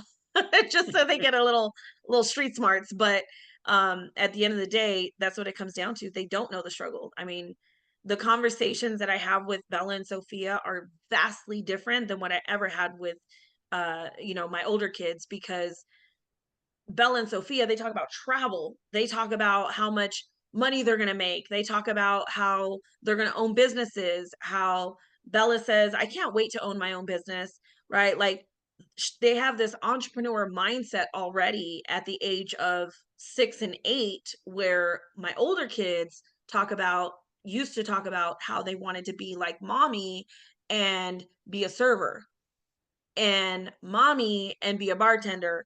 You know what I mean? Like, that was what they saw, so that's what they emulated. Where Bella and Sophia, they don't talk about that kind of stuff. They talk about traveling, and it's really expanded their mind. So I think we're very Yeah. grateful for that. Bella, I want to say she was 5, and she says, "Daddy, I want to go to Dubai." I'm like, "What?" Dubai, Paris has been on the table. They want to go to Hawaii, which we're taking them in February. DR. She goes everywhere. Dominican Republic. I mean, this is what they want to do, because this is what they now see us doing, and we've gratefully have been able to experience travel with our family now. Even now my mom involved in the business, and my oldest daughter involved in the business. We get to take cruises together now, where previous to this, traveling as a family, that's for rich people. We don't get to do that. You know what I mean? Like, that was the mindset. And now it's like, oh yeah, we get to do this as an entire group. So we're super, super grateful for that. Awesome. Well, we're closing in on our, wrap up here. So I want to give you this time to like give any final words. Any final words? Mm-mm. Are you guys proud of him? He No, talked he this talked is way the more than most I that thought he was he's going to. ever talked. No, she's like, "You ready to Made talk it today?" I'm very like, "Yeah, clear on the inside, guys. I told Amy, like, listen, Justin's gonna talk, so get ready for him to be on the I inside. told him too. she's like, you gonna talk today?" I'm like, "Yeah, let's go." People need to hear from the hubs just as much as the wives. You know? Absolutely. Proud children moment. No, you guys, I mean, at the end of the day, as Charles said, the stories, we could be here for months and go through everybody's story. And like you said, you're probably going to resonate with one of them. But at the end of the day, you got to resonate with your own story. What is your story? My mom used to ask me that all the time, and I would get so annoyed. What's your story, Amy? And she was basically asking me what I was going to do for that day. But now that phrase has had such a much bigger meaning, because we have the pen to our story. It doesn't matter whatever happened to you in the past. It doesn't matter if you've gone through traumatic things in the past. It doesn't that I'm not saying that the thing doesn't matter. What I'm saying is that your success is not dependent on what your past was. And once you realize that, and you let go of, well, but this happened to me when I was younger, and this happened to me. I can sit here and tell you stories all day of what happened to me when I was younger, but I'm not going to do that, because that is not, if you want to stay in the past, you're going to keep telling yourself those type of things. If you want to move forward, you're going to start thinking of solutions and how you can make this work and be part of the solution. If you see something that you're like, well, it sucks that we don't have this, do like Tommy and I did and say, well, how can we create XYZ, whatever it is that you're missing, right? How is it that we can be part of that solution? And once you take ownership of that, watch how fast you start to grow as a person. And once you are intentional about your business, I think that's the biggest thing that I did the first year. Is I was intentional. There was nothing and no one that would stop myself. And then once he came on board, it was the same mindset, right? Being intentional about what we do every day. Are you intentional about taking a nap? Are you intentional about watching TV? Or are you intentional about making money today? Which one is it? Right? So we all have choices. We just got to deal with the consequences. So that's what I would say is the final words for me. That's awesome. Well, um, here we are, guys. Everybody, let's give a huge hand for the Cabreras. Being patient enough to go through the story and share their vulnerabilities. I know sometimes it can get a little bit difficult in these like in-depth conversations because I love getting to the nitty-gritty of what turned them around. Uh, the people that are inside this business that you guys have in your hands. And, I'm starting this inside series so that way you guys can really take a look at what's actually behind the curtains of their actual story. We oftentimes see the tip of the iceberg, but we don't see all the struggle and all the things that they had to go through to get to where they are today. It's very easy to see like the glitz and glamour on what's on the outside, but rarely do we see the actual story behind what brought them there, the struggles, the disappointments, the rejections, the hardship, the family dynamics, and all of the above, right? Even overdoses, people, life and all that stuff. This is a very huge truity, and it really resonates to show that we're people. We're no different from each and every one of you. And so I look toward these for that relatability to show the imperfectness of who we are as people, that even us together having something of this nature can change our lives, and that we are in this together as a family, as a unit, facing the same direction.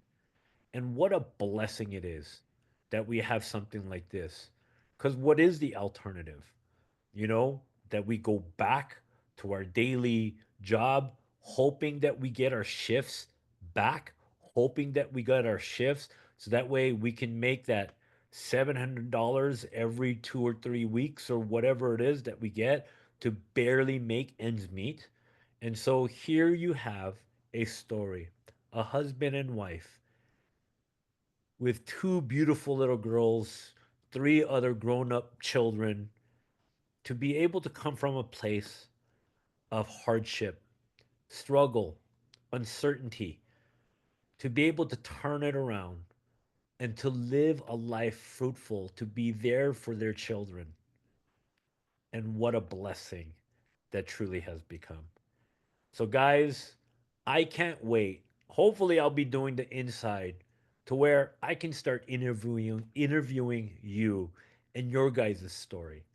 And I'm looking forward to that. I'm looking forward to see and get into the stories of how your lives change. So thank you, Cabreras, for coming on, sharing your story. Thank you for taking all of us on this journey of what you guys have went through. So kudos to you guys. God bless all the blessings that you guys have received and continue to receive. And of course, everybody that's here.